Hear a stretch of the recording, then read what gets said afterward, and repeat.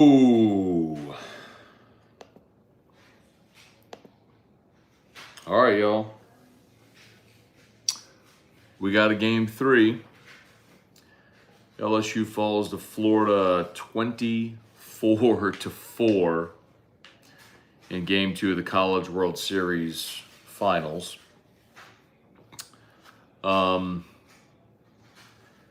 Definitely gotta get thoughts together about this. So I think the first thing is, let's just start with the final score and kind of unpack that a little bit. That sucks to watch. There's no way around it. Like, that just is heinous to watch your team on that stage with a national championship, right, on the line, win, and you claim the program's 7th national title, first since 2009.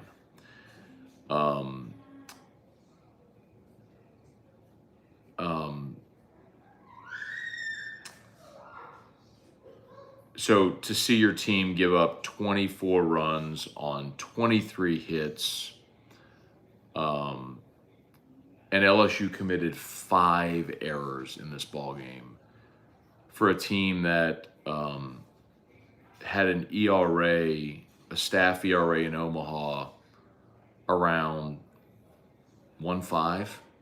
I actually didn't crunch the numbers to see what it was after last night's win. But suffice to say, it was around 1.5. So you had a staff ERA around 1.5, and you had been spectacular defensively. I think you committed 3 errors in the entire College World Series. So to see 24 runs on 23 hits is just heinous. But I think probably the thing that's the most important to remember is when you got down 8-3 and you went to Collins, Jay Johnson was waving the white flag at that point. We kind of use the phrase often, like the guys that, up 10, down 10. You use the guys, these are guys that are only going to pitch if you're up 10 or down 10, but this is one of those games. So when they went Collins, who gave up 5 runs, Money, who gave up 2 runs, Little, who gave up 4 runs, Dutton, who gave up a 5 spot, like those were the guys. Babe, could you please just turn the volume down a little bit on the?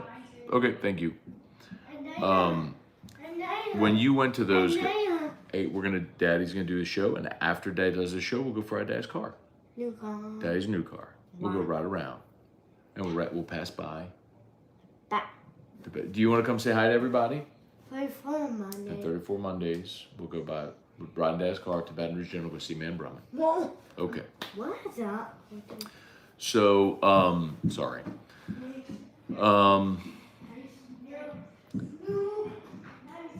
When you went to Collins at that moment, you weren't completely waving the white flags. He was the best of the guys that you had there available. But it was, hey, let's see if he can hold the rope and we can score some runs, and then maybe you engage your other guys. In Daddy's new car, yes, baby. To Baton Rouge General Hospital. He likes to pass by the hospital. Okay. So the final score. We'll go ride in Daddy's car, baby. Yes, we will. Daddy's new car. Daddy's new car. It is Daddy's new car. Thank you. Sorry.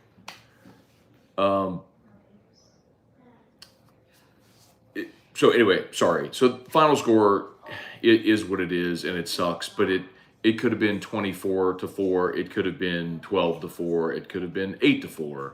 When you went to Collins, you were basically saying, let's see if he can keep this manageable and throw up some zeros while our offense gains traction. If not, at least I haven't burned any of my good arms. LSU didn't have to be all in to win this game. It was the benefit of winning yesterday. Quite honestly, it's why when we talked about yesterday, we thought game 1 was so important, but for a different reason, because I didn't want my season hanging in the balance against Hurston Waldrop, who's a phenomenal arm talent. Now, the thing that really, really, really, really, really, really, really sucks about this is you had an awesome approach against Hurston Waldrop, and you chased him after 2 1/3. I mean, you touched him up for 3 runs on 4 hits. You took 6 walks, and he only struck out 2. They talked about it on the broadcast. He throws the split finger, the split change, and it's just not a strike. It's just not a pitch that he throws for a strike. It looks like a strike, and then the bottom falls out. It just falls off a table. And so a lot of guys swing and miss. Well, LSU recognized it and just didn't swing at it. So, they drove up his pitch count through 83 pitches in 2 1/3. They drew 6 walks. It was a freaking great approach against Waldrop. The problem is you left the bases loaded in the first 2 innings again. So, you had an opportunity in that ball game after the emotional win yesterday to come out on fire, and you just didn't get it, man. And Ackenhausen started, and he didn't have his best stuff, and you allowed, you walked Langford, Curlin single to open the game. And so you had 2 on, and Ackenhausen worked around it. And then, Cruz opened the game with a single, and White struck out, but then Morgan grounded out. And then Dugas pumped a double into the gap, and you're up 1-0, and you're like, here we go. Beloso walks, Stravinsky walks, and so you got the bases loaded, and Joe Bear grounded out. I will say, Joe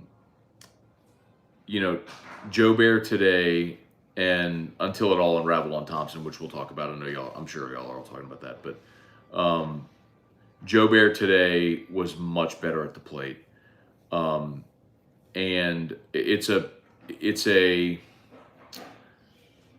sliver of a silver lining from a guy who's really scuffled to get going. But, Joe Bear was 1 for 3. He had the homer,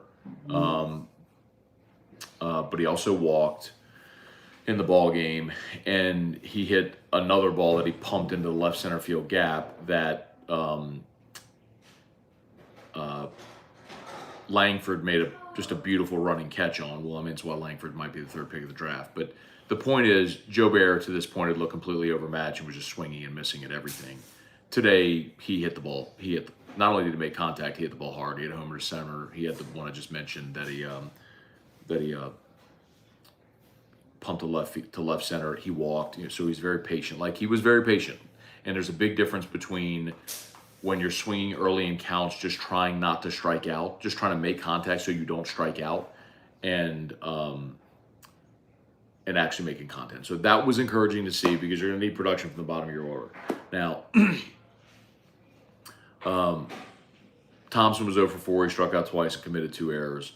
I know it was a terrible game for him, and it sucks. And I'm gonna ignore a lot of your comments, because I think a lot of you are just shitty adults that are crapping on a young guy, and you can be frustrated. I know we all want our team to win, but the relentless bullshit sucks. And I'm gonna be honest. The worst part of it is when you ignore the good things a guy does and only accentuate the negative. That's the worst kind of fan. And look, Thompson had a brutal day today. There's no way around it. I thought he'd turn a corner today. I was hoping he would offensively. His first couple ABs I thought were good.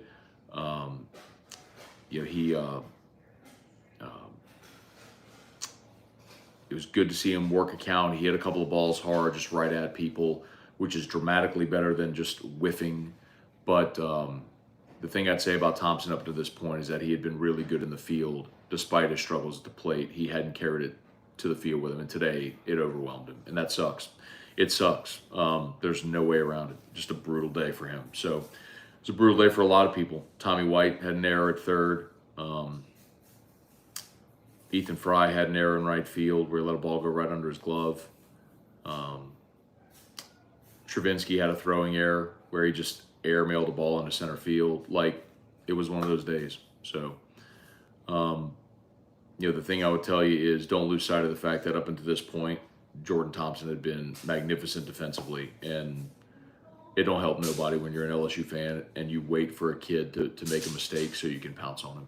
That just sucks. That just sucks. So I know a lot of y'all are doing that, and you look, it's a free country. You have a right to do what you want. I'm just telling you, players are on Twitter. They know what fans say, and it just sucks. It sucks when you dogpile on your team. So you want to be that guy or that lady, go ahead. It's free country. Do what you want.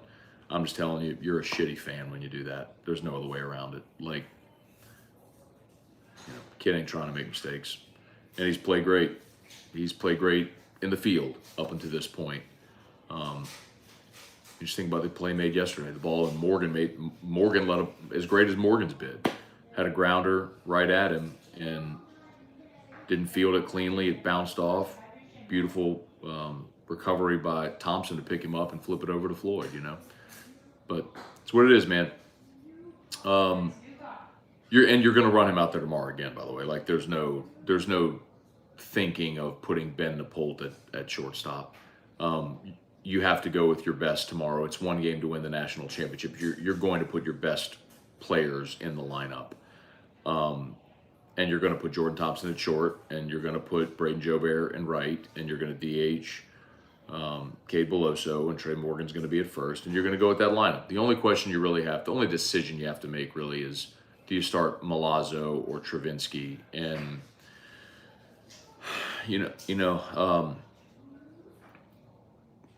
considering they won the 4 straight with Milazzo behind the plate, that may be a steadying influence, and Jay may go back to that. I don't know that it would have mattered at all today. I mean, with the wind blowing out, you had a horrible statistical anomaly with the Grand Slam. We'll go through the game a little bit here, but I don't know if y'all saw it, but there's a Twitter account. Let's see. The Twitter account is, I think it's MLB Pipeline. It's MLB Pipeline. So MLB Pipeline tweeted, so on the Grand Slam that Ty Evans hit, which had a 51-degree launch angle, as they pointed out. You ready for this? No MLB homer has ever left the yard with a launch angle of 51+ degrees as measured by StatCast.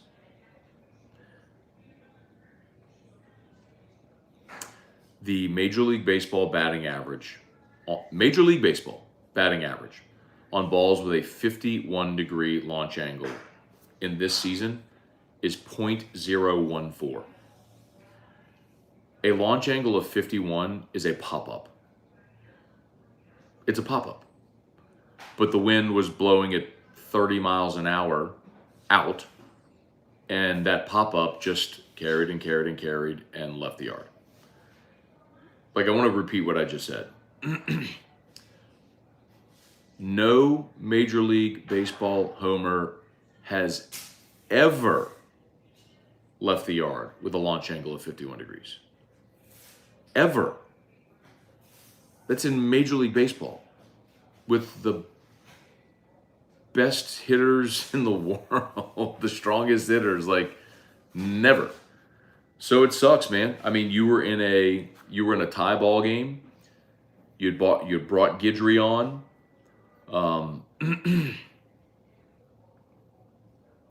You brought Guidry on for Ackenhausen in the third. And,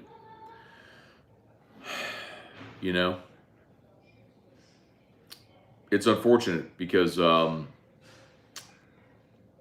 you get the run in the first, they come back and get one to tie it.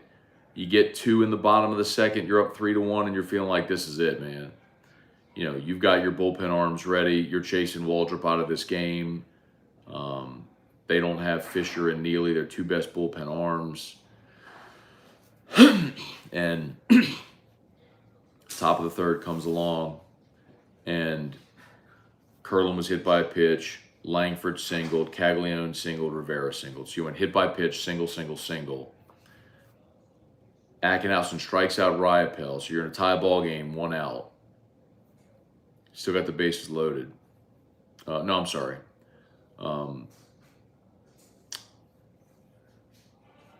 You have run 2 on. And then was with 1 out, and then was the ground ball to Thompson that he booted. I don't know that you 100% turn that double play, but you at least get 1. And you have a base open, and it probably changes how you pitch to Evans. He came back and he struck out Shelnup.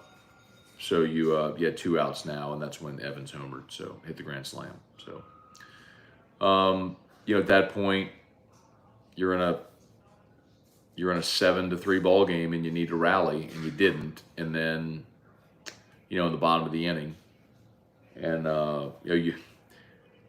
and the unfortunate thing is Joe Bear walked, Pearson walked, Cruz was hit by a pitch. You had the bases loaded for Tommy White. I mean, at this point, it's a 7-3 ball game. You're down 4, and now you get the bases loaded, 1 out, Tommy White up, and you're still feeling good about yourself. Remember, they brought in Purnell at this point for Waldrop. And Tommy White grounded into a double play. So, and at that point, they added another one in the 4th, and then the run they added in the 4th was when Thompson threw the ball to 3rd and threw it away. So, and then at that point, it was just over. So you bring in, you brought in, Guidry was still in at that point, but then you brought in Collins in the 5th, and it was just what it was from there on. So Collins, Money, Little, Dutton, you used all the arms that you needed to just get you through it. So, so LSU loses, record loss to at the College World Series. You allowed 24 runs. It's the most ever. So you turn the page to tomorrow. I know there's going to be questions about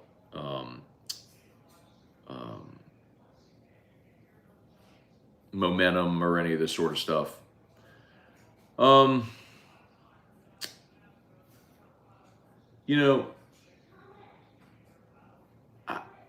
LSU had all the momentum yesterday.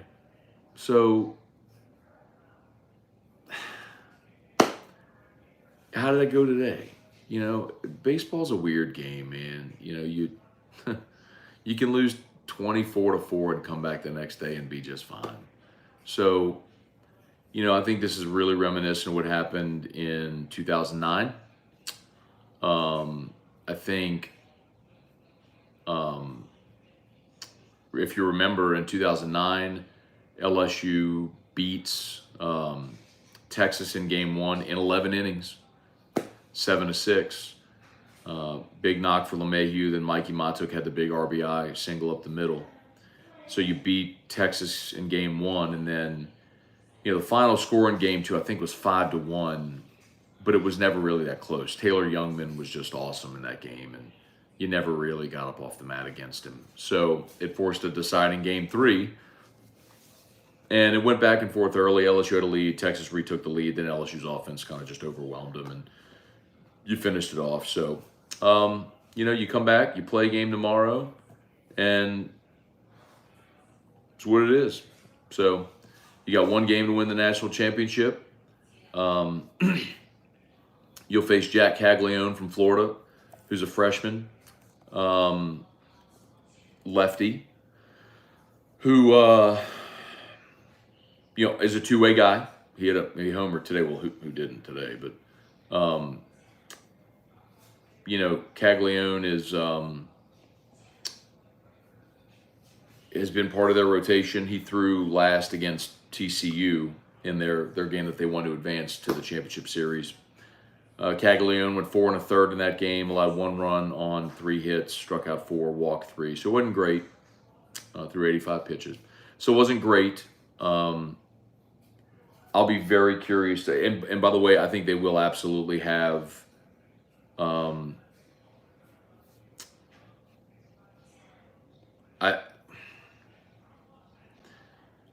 I think Florida will have everybody in their bullpen available.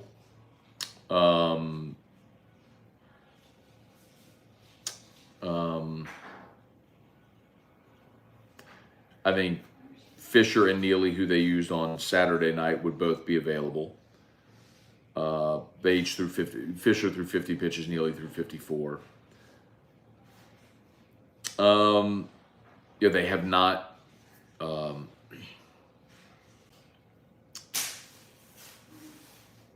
Let's see. I'm trying to see who they haven't used yet. They could certainly use Ryan Slater. Slater's been there. Slater's been the guy that's eaten up the most innings for them out of the bullpen. I'm looking at it right here. He's got 58 2/3 innings pitched. Neely is right behind him at 55 and a third. So those have been their two, and then Fisher would be after that. So those three guys eat up the most innings out of the bullpen. They'd all be available tomorrow behind Caglione.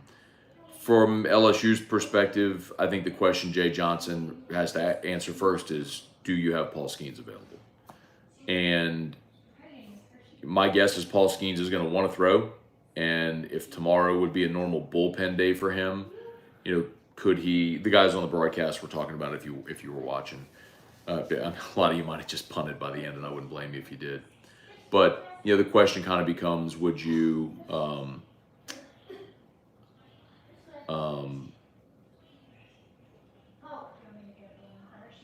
Would you start Skeens on a limited pitch count? Let him go get you 6 outs, 9 outs, something like that, and hope that you get off to a good start against Caglione, and then you give the ball to Thatcher Hurd? Or do you start Thatcher Hurd, and if you get to an end game scenario where you're up a run in the ninth, you could give the ball to Skeens to finish it? Maybe. So that's going to be the decision that Jay's got to make. I'll tell you, man, the tough part with it is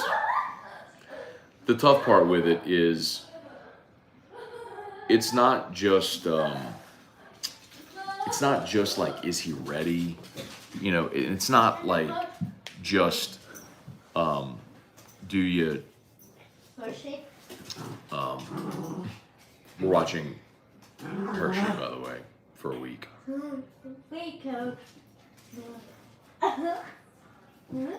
Hershey plays with a balloon, and Drew loves to. Well, this might brighten your spirits.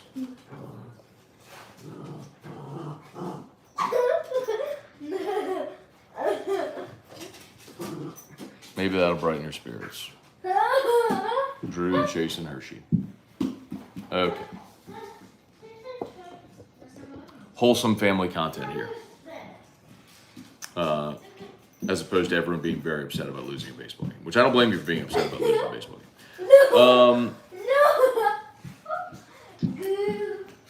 game. Let's see. I don't know what I was saying. My bad. Oh, Skeens. So I think the thing with Skeens is, do you, if you throw Skeens, it's not just about is he ready, can he pitch? I'm sure he can give you something tomorrow. Well, what about his future? He's going to throw. If tomorrow was a bullpen day, he'd throw anyway. It's the last game of the season, and whoever drafts him can rest him. If throwing him tomorrow is going to end the kid's career. But the thing that I'll tell you is what you want to avoid is getting the reputation of abusing arms. So I don't think Jay Johnson does that. I don't think Wes Johnson does that. I think they've been exceptional with arm care and how they've treated their guys. The whole country is going to be watching, and everyone understands now how special Paul Skeens is, because by and large, we pay attention to it week in and week out throughout the year, y'all. But the masses don't follow college baseball. Like, there weren't fans in Iowa or Nevada watching LSU against Central Connecticut or LSU against Mississippi State, right? They weren't watching Paul Skeens those weekends, by and large. LSU fans were. Probably some SEC fans were and knew about him. But, I mean, like, LSU baseball fans are great. How many of you have watched Jack Caglione pitch this year? Probably not many, So, point is, most people on this stage are becoming aware of Paul Skeens and how amazing he is, and they watched that game against Wake Forest on Thursday. And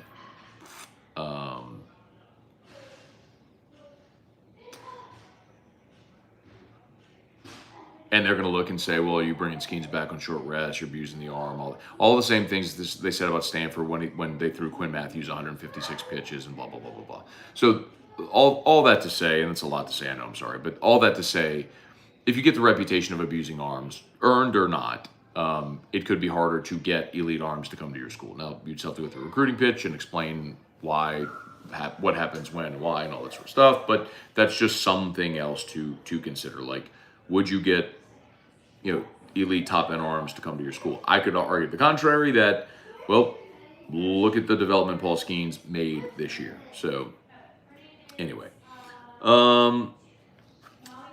so yeah, guys, I don't know that there's anything else really to talk about with the game today itself. We all know what happened. Tigers left the bases loaded a couple times early, had an opportunity to really get on top of Florida.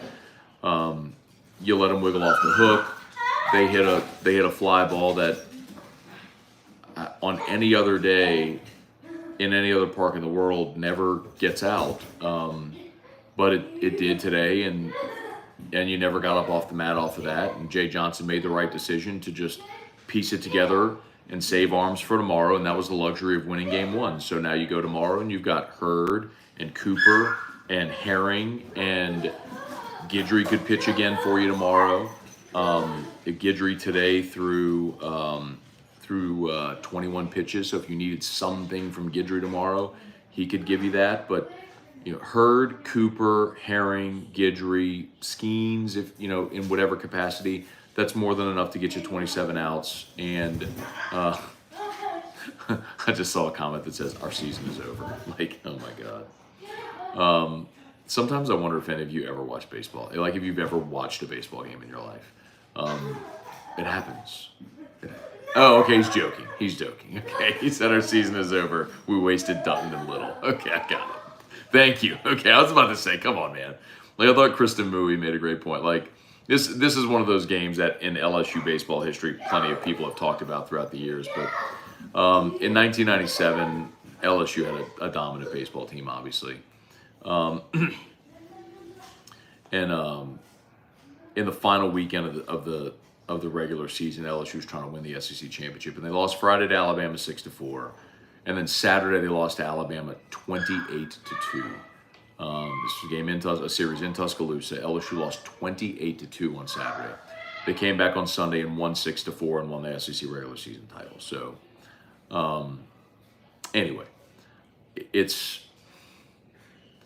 like we're all going to sit here and talk about it and dwell on it and think about it, and as embarrassing as that was and everything. But think about like the emotional swing of 24 hours ago, when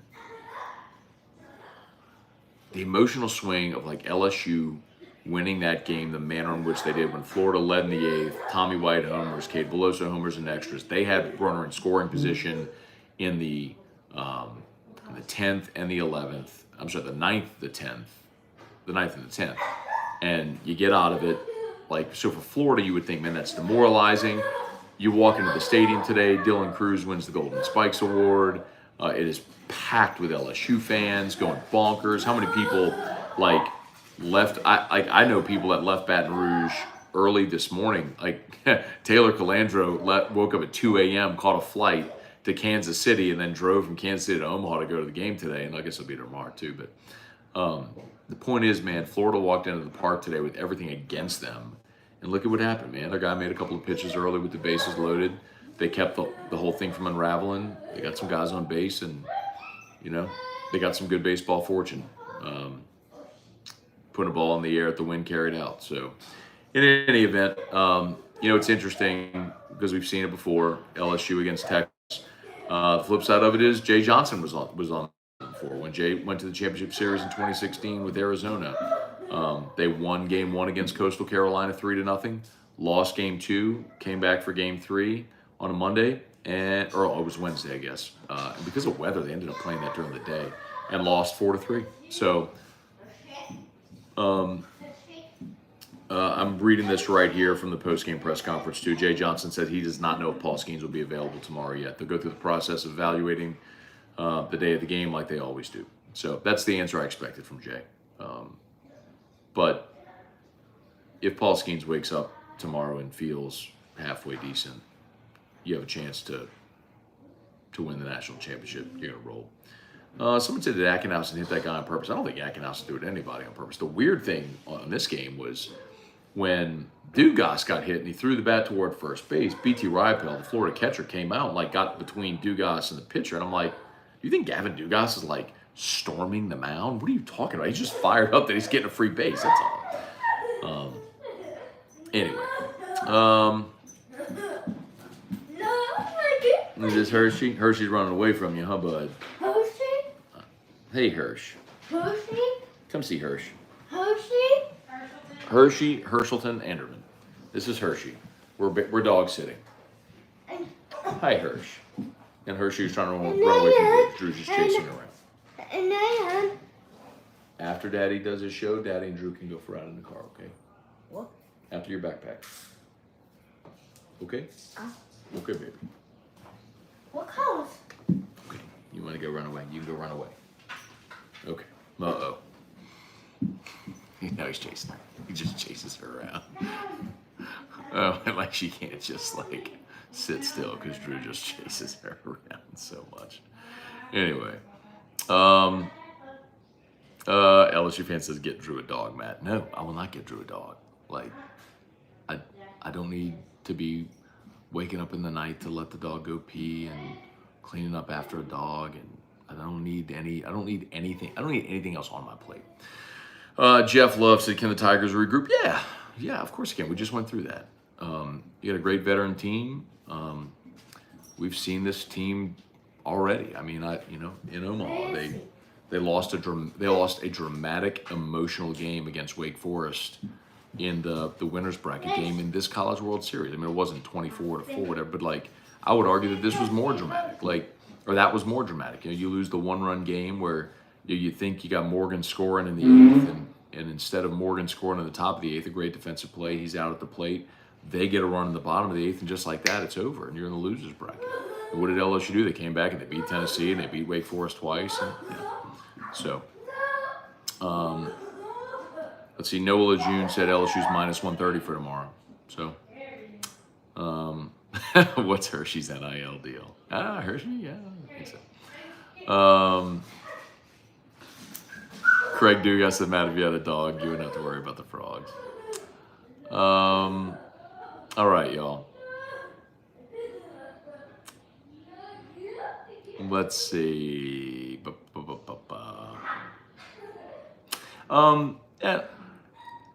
JDN44 said whiskey and wine. T-Bob must be a terrible fan. Also, betcha he is saying some trash. I don't know what that means.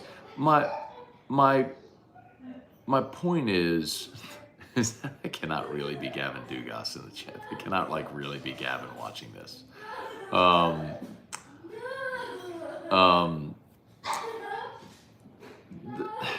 Listen, you have a right to criticize, of course. You have a right to be emotional. I understand that. Fans are emotional. You have a right. My problem, and I'm not saying don't be disappointed. I'm not saying don't point out flaws when they happen. Of course they do. The biggest problem I have are specifically to Thompson, the biggest problem I have are the people that refuse to acknowledge anything good that he does, or any player does, and waits to point out the negative. This was something LSU fans did for weeks with the bullpen. You refuse to acknowledge when they do stuff good and waited for something to go bad to say, aha, you see, I told you. That's my point.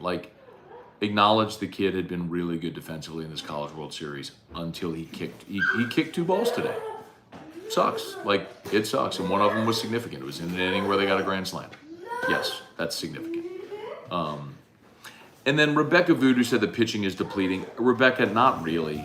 Again, the one thing about a game like this is, Ackenhausen went, you're not going to throw Ackenhausen tomorrow, but Ackenhausen went 2 1/3 through 56 pitches. Guidry threw 56 pitches. After that, Guidry threw 21. After that, Collins, Money, Little, Dutton Jay was waving the white flag. He was just getting to the finish line using guys that he's not going to use, which, quite honestly, y'all, that's the thing we talk about so much during the regular season. Like, who are you using in those situations? So, I mean, LSU's otherwise sparkling ERA in this College World Series just took just ballooned because of this game.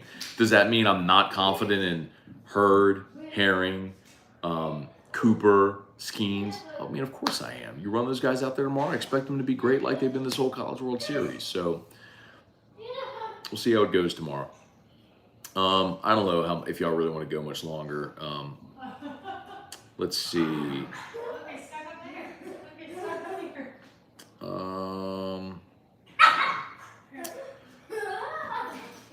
Let's see.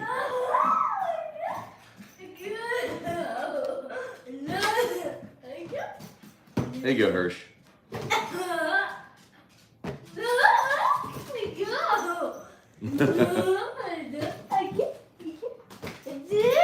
So this is what's going on here. Hershey's playing with a balloon and Drew loves it. Oh, she got it. She got it. There she goes. There you go. This is what I'm dealing with. Anyway. Ooh, sorry, y'all. Sorry to make that shake so much. Anyway, look, man, I get it. It's. Let's see. God dog it. Brian Dufour, Johnson said we got off to a good offensive start. What? Bases loaded first 3 innings, no runs. A good start. You got 3 runs. You got a run in the first and 2 in the second. I mean, you were up 3-1 after 2. You chased Hurst and Waldrop after 2 1/3, man. Yeah, like could you've gotten more? Absolutely. And the whole dynamic of that game very likely changes if I mean, we can run through it again. We can run through the sequence, but you had in the first, Dugas pumps the double into right center, so you got 1 on, 2 outs. Beloso walks, Travinski walks, so you get the bases loaded, and then Joe Bear grounded out on a 2-0 pitch, and he got a really good pitch to hit too. Like it was. He did not swing at the splitty, which I thought was a good sign because he'd been swinging through everything in this College World Series. And he got a good pitch to hit. He just missed it. Hitting's hard. He missed it. And then in the second, when Tommy White got the RBI single, you led off there with Thompson, and Thompson drove one to left center. There's the loud out, and then Pearson walked, Cruz singled, and then White singled, so now you're back up 2-1, and then Morgan got the sac fly, and so now you're up 3-1. So that's when Gavin Dugas got hit by the pitch, and then there was a wild pitch, so Dugas is at second now, and then Beloso walked. So you're feeling good there, and you got Travinski up, and Travinski grounds out. So yeah, you had opportunities. You did. You had opportunities, man. To blow it open early, but you had a lot of action on the base paths. You chased Waldrop after 2 1/3, which, honestly, man, if we could go back to this morning and you'd said, "Hey, man, Waldrop's not going to make it out of the third," I'd have been like, "Oh my God, we just routed him." That would have been my thought. But baseball's funny, man. So the great thing about baseball is you don't have to sit there like football and dwell on it for a week. You just get to go play again tomorrow. So,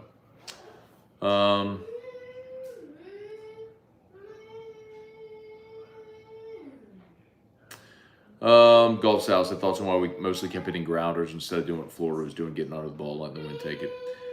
I mean, we did see some balls pumped to the outfield. I mentioned, I know nobody wants to hear the name, but like Thompson hit 2 loud outs to left center. Joe Bear homered, and then had another one that Langford caught on a dead sprint in left center. I think Morgan had the sac fly that almost got out and left. Quite honestly, after the 4th, I stopped paying super close attention to it because at that point it was just a little. I mean, it was out of hand. So, but yeah, I mean, in some part you credit the pitcher, man. Like, when they got Tommy White to ground into the double play. So in the bottom of the third, when they put up the 6th spot, and you come in the bottom of the third, and you had the bases loaded for Tommy White, and that's when they brought in that's when they pulled Waldrop and brought in Purnell, the kind of like the 3/4 slot guy. I mean, he was in there to get a ground ball, and he got Tommy White to ground into a double play. That's why he was there. He was there with that 3/4 slot, throwing a sinker, trying to get someone to hit the ball on the ground. That's what he does. So anyway, it's a bummer, man. Would have loved to have been doing a celebratory post game here, but not exactly how it went, man. Not exactly how it went today. So come back, try again tomorrow. So. Any more. Let's see. So, by the way, tomorrow, full slate of shows on 104.5 ESPN Baton Rouge. We'll have T-Bob Hester, by the way, for those that didn't hear the news. Jake and Katie had baby Harlow, so on Friday. So Jake will be out. So it'll be T-Bob solo in the morning in studio. And then we'll have Hanny from Omaha. Ott will be here in studio, so they'll do their show together, just split show. Hanny will be in Omaha, Ott will be here. Hunt is in Omaha, so he'll do his show from Omaha tomorrow, and then AFR from 3 to 6 will lead you right up to the game. So, yeah. Funyun 45, people are melting. It was obvious at 8 to 3. Jay went to Collins. He was conceding. Yeah, I mean, I think, for those just joining, I'll say it again.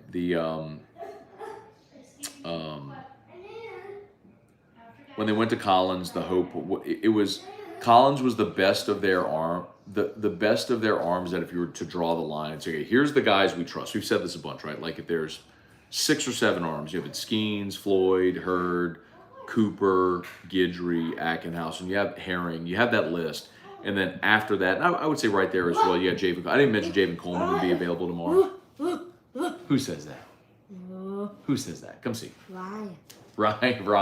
What does Ryan say? Oh, Ryan. Ryan does say, yeah, bro. You want to come see Daddy? Come see. What color's Ryan's shirt? What color's Ryan's shirt? White. Loves Ryan Terrier, y'all. You got your championship gold on? Hey, what do we say when LSU's playing? Hold on. Oh, LSU Tiger. What do we say? Go. Go Tigers. Go Tigers. That's what we say when LSU's playing. Anyway. So,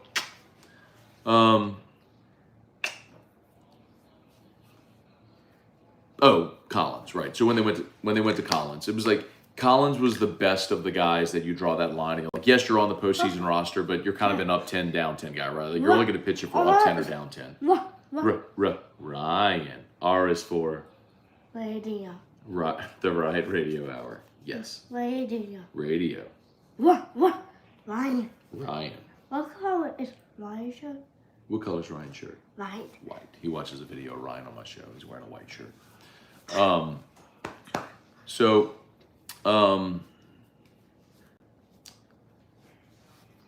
I think he went to Collins thinking, hey, look, if Collins throws up some zeros and we get back into this game, great. Then we'll sort of re-engage with the strategy of maybe using arms that we can count on.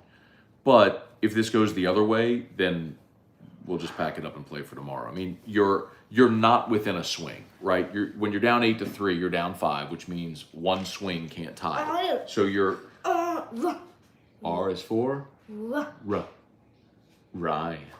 So at 8 to 5 or 8 to 3, you're down 5, and you kind of had to make a decision there and say, all right. So they went with Collins, and Collins couldn't keep it. Collins couldn't keep it close. So Collins, Money, Little, Dutton, you just got through it. You got through it not having to use anybody that you would want to use tomorrow. The only guy that threw today that you would want to use tomorrow potentially is Gavin Guidry, and he threw 21 pitches today, so I don't think there's any reason why Gavin Guidry couldn't give you something tomorrow. I know we talked about this at the start of this series where the feeling, look, obviously Florida had an advantage in that their starting pitching rotation was set up, no doubt. Like, you would love to have had Skeens go game 1 and so on. But even still, let's see. Sorry, I'm trying to get Guidry's stats here. But as far as LSU's pitching, they've got plenty of pitching, and the reason is because they had guys extend, so you didn't have to use guys multiple times, so guys got their rest, and you allowed Skeens to get his rest, you allowed Floyd to get his rest, Ackenelson got 4 days rest, now Guidry's going to be on 4 days rest, so like, Hurd's going to be on 3 days rest. You've got plenty of guys who have rested enough to go out there for the final game of the season to try to win a championship. Real quick, okay, so here you go on Guidry back-to-back days. Let's see, I'm looking at it right here.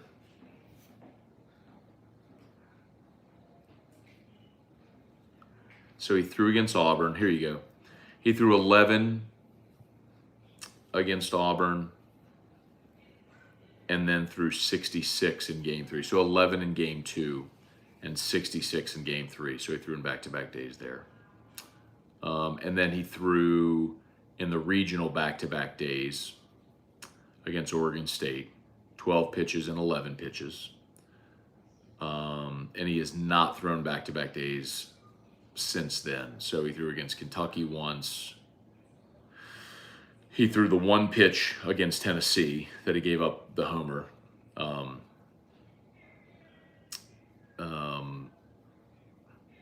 And then he threw 20 against Wake Forest on those 4. So that was 4 days ago. And then yesterday he threw 21 pitches. So yeah, man. I mean, Guidry was on 3 days rest today when he threw.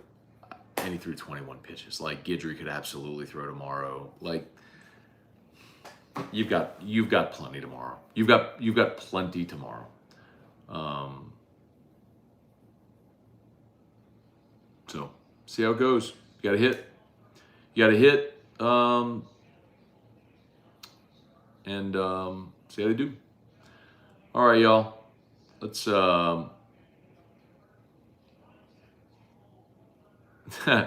JDN44 said, Hudco Roofing, Matt, even you're throwing off on that. Look, I got the sign here, I got the hat here, and I got Hudco pin. So, yeah, man, would love it. If y'all have any roofing issues, we'd love to help you out. Hudco Roofing, HudcoRoofing.com. Any more?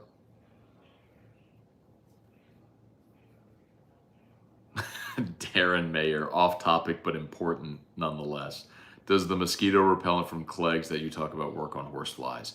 I have no idea. We don't have horseflies at our house, so I really don't know. But that would be a good question to ask them. And Clegg's is with a C, by the way. And you're talking about the Aeon Mosquito Barrier.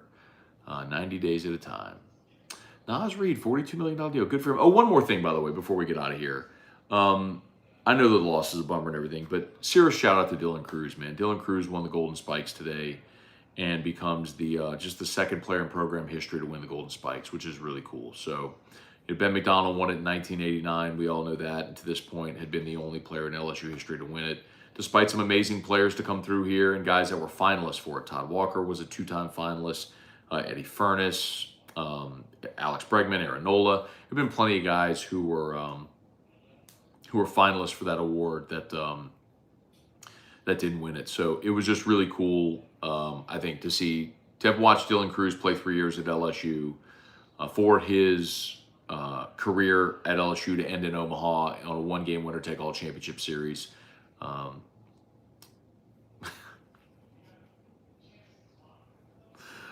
Will be cool. Someone has a Jay Johnson account that said Christian Little will not be available tomorrow, y'all.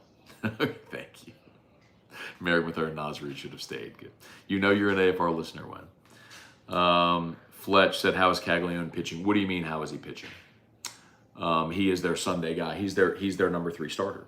We all saw Caglione play first and hit so far, but Caglione is has been their number 3 guy all throughout the year. I'll tell you how he's done, so I'll give you a stat line.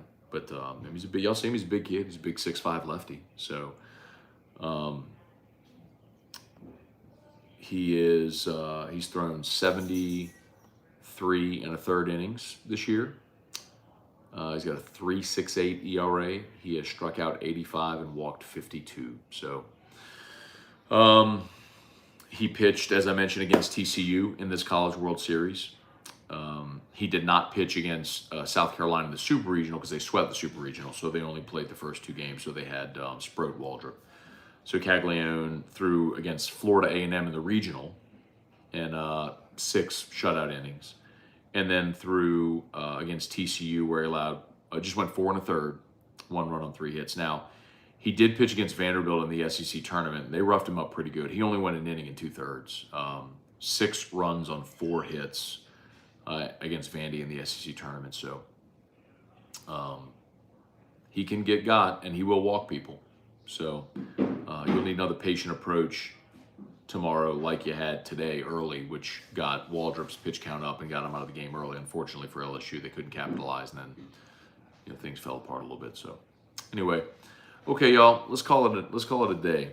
Go spend the rest of Sunday with the fam, and hopefully y'all do the same and get to enjoy the rest of your Sunday. Get some sleep and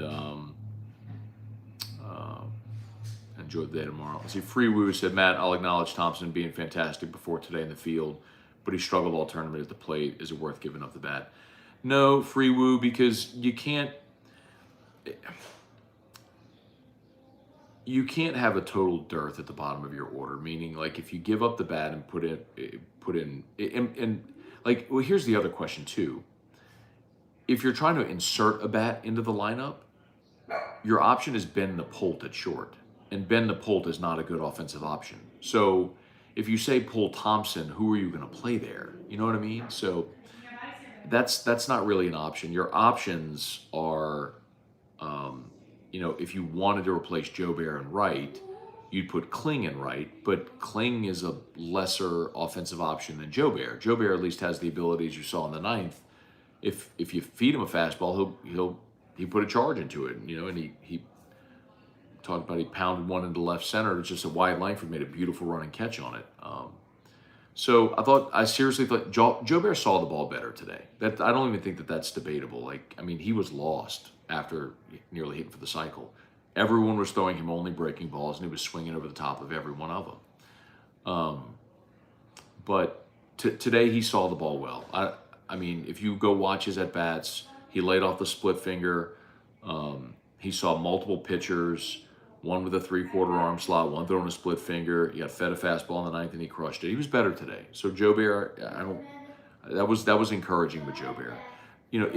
If you told me you had a better option at short than Thompson, tell me who that option is. If your option is Ben Napolt, that's not a better option. You know what I mean? So you're rolling with Jordan Thompson tomorrow.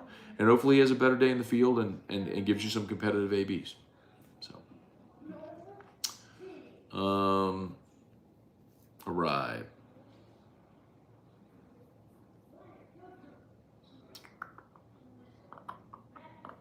right. All right, I think we're just about done here. Kyle Gaio said Gavin Guidry at shortstop. Why not? Because Kyle, he hasn't had live game action at short literally all year. You're not gonna in the national championship game, the final game, the finals. You're not gonna put a guy at short that literally hasn't played it all year. So no, man. And that's Gulf South said, it's dumb to think Thompson shouldn't start tomorrow, but that doesn't mean we can't say he played like dog poop today. He did. I'm telling you that. And in baseball, you're going to have days like that, man. And he unfortunately has fought it offensively this whole College World Series. And it's unfortunate, man, to go on the biggest stage and to struggle that way. Nobody wants to do that. But and today was terrible. I'm agreeing with you. Today was terrible.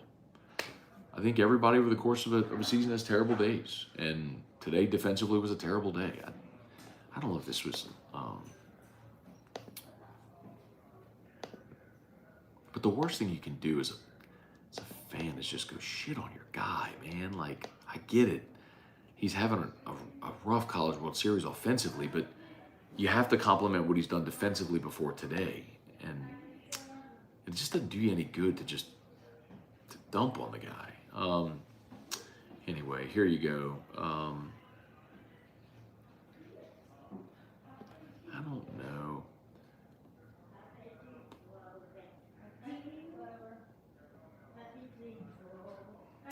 Yo, that was Jordan Thompson's first multi-error game of the season. Thought so.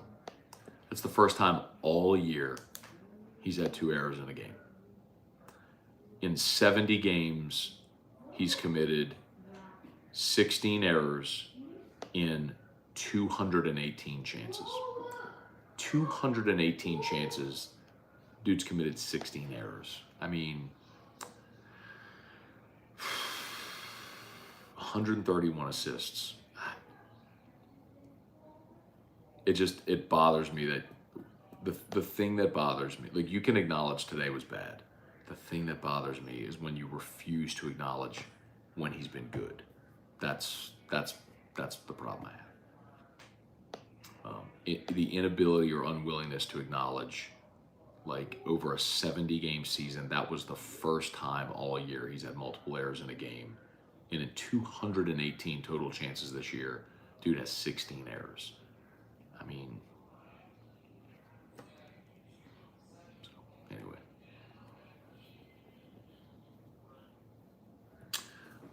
Yeah, see, and Brandon White, Brandon said it's not that he doesn't make good defensive plays, it's the fact he makes dumb errors on routine plays. What is a good error? Like, there's a reason, Brandon, they call it an error. It's a play that there's an expectation you should make, and you don't make it. That's why they define it as an error. There is no such thing as a routine or as a difficult error. Like, if you're diving deep in the hole and you get to the ball and you can't get up and make the throw, that's not an error. That's a great defensive play just to get to the ball. But that, like, think about what you're saying, man. It's an oxymoron. Like, that is what an error is. Anyway. Tate Granger, what would be the best rotation for tomorrow? So, Tate, the best case scenario is you start Paul Skeens. I mean, there's no other way to say it. The best case scenario is you start Paul Skeens and then go to Thatcher Hurd. I just don't know if they're going to do that.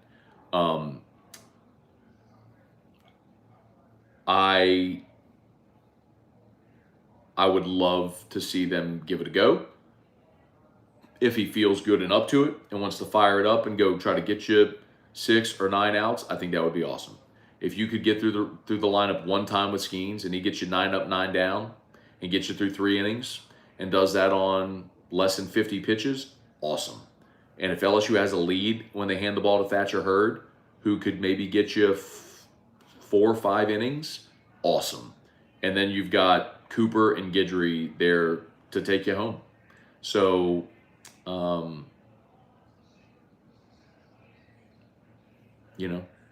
that's what I would. Right, most of the time a difficult error is labeled a hit. Exactly. Like, that's why we have a designation for an error. It's a play you should make. There's an expectation that you should make the play. That's why we call it an error. Oh, man. Anyway.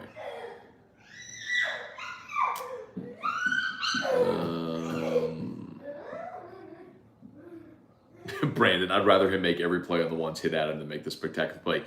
Brandon, that's what everybody would want. But nobody plays error-free baseball on the left side of the infield. Nobody. Everyone commits errors. But the point you're missing is, I just went through the numbers. You're not hearing me. Again, you've committed yourself to this point of view. 216 chances this year.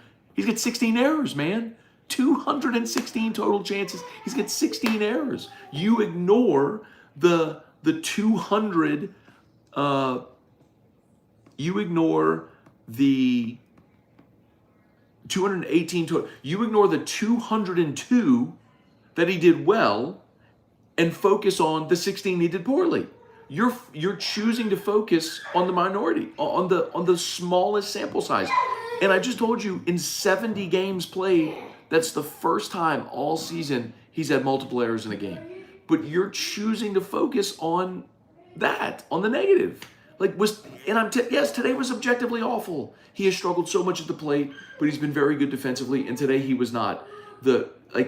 He kicked what would have been a double play ball that ended up happening in an inning where he gave up a grand slam, and then when it was still a 4-run game, he inexplicably threw a ball away when the runner was standing on third base and a run scored that put it at 8 and you're down 5. Those are awful plays. He would tell you those are awful plays. To tell you that, man. I mean, yes, they were terrible plays. It was terrible. But he's been good this year, really good. Anyway, oh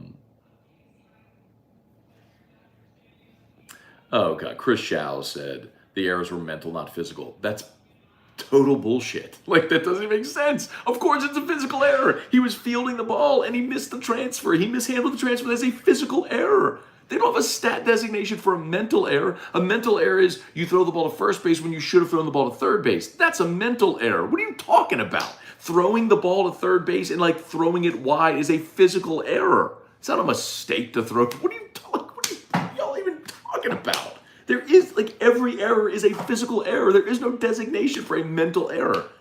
A mental mistake is, I'm the catcher, there's a runner on third who's breaking and a runner on first, it's a double steal, and I throw it down in second. There's no designation in the stat sheet for that being an error, but that's a mental error. What are you talking about? It's the stupidest thing. I swear to Christ, I don't know what y'all are talking about. Oh my God. That's the dumbest thing ever. What are you talking about, man? Those were mental errors. No, there was a ground ball to him. He got it in his glove, and as he was transferring to his hand, he dropped the ball. That is not a mental error. That's a physical error. What are you talking about? I swear to God, Fire Hoppy. This whole thing has completely jumped the shark. But we're gonna ignore Tommy White grounding into a double play with the bases loaded. We're gonna ignore Tommy White committing an error at third base. You pick and choose who you want to crap on. Whatever. I'm not defending the day. It was a terrible day. There's no defending the day. But I'm illustrating how so many of you just have committed yourself to a point of view that you refuse to budge from.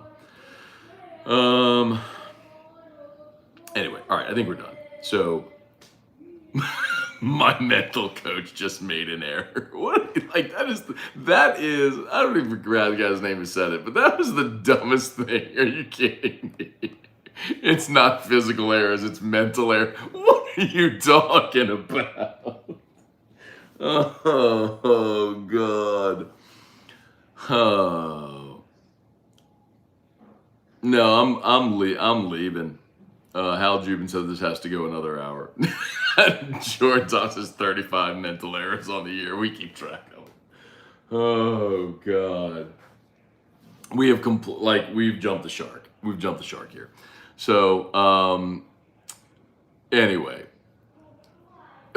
I'm not gonna DoorDash Taco Bell. I'm gonna drink some water. I'm gonna have a very responsible night. I'm gonna get a good night's sleep. Got a show tomorrow to do. Got a national championship to watch. You ready? Yeah. Okay, well come on, let's say bye to everybody. Bye, everybody. All right, well let's tell them bye. What are you blowing them a kiss?